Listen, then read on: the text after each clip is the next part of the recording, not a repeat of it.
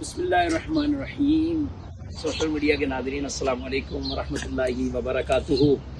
مدینہ پاک کے باغ سے آپ کے لیے کچھ پیغام لے کر حاضر ہوں۔ ماشاءاللہ باغ مدینہ کا سب آتے ہیں اور باغ میں اور مدینہ پاک میں کھجور کے درخت دیکھیں یا کچھ اور سب کئی یادیں نبی پاک صلی اللہ علیہ وسلم سے ان جگہوں کو میں کہتا ہوں حضرت سلمان فارسی رضی اللہ تعالیٰ عنہ آپ کے لیے جو کھجور کے پودے لگائے گئے اور جو درخت بنے، نبی کریم صلی اللہ تعالیٰ علیہ وآلہ وسلم کی بارگاہ میں ایک مرتبہ ایک عربی شخص ایک سفر میں آیا اور آ کے کہنے لگا کہ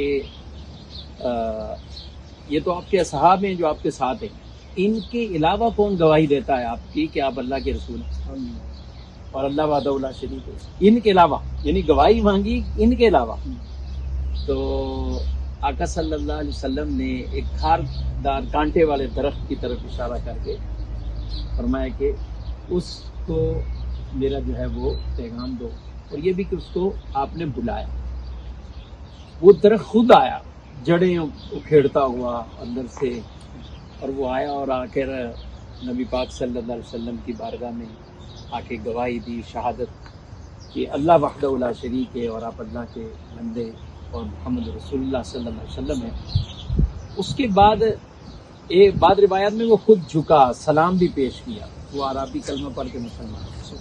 تو میرے نبی صلی اللہ علیہ وسلم جن سے پتھر بھی محبت کریں، جن سے شجر بھی محبت کریں، حجر بھی محبت کریں، اور یہ پورے واقعات ہیں۔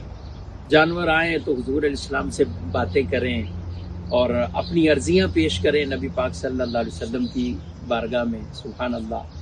درخت بھی آپ کے یوں تابع ہوں، اور کیوں نہ ہو، اللہ تعالیٰ نے آپ کے دستے مبارک میں دونوں جہاں کے خزانوں کی کنجیاں رکھ دی ہیں، سارے خزانوں کی چابیاں آپ کے ہاتھوں میں ہیں۔ تو نبی پاک علیہ السلام کا یہ سونا مدینہ کا باغ ہے۔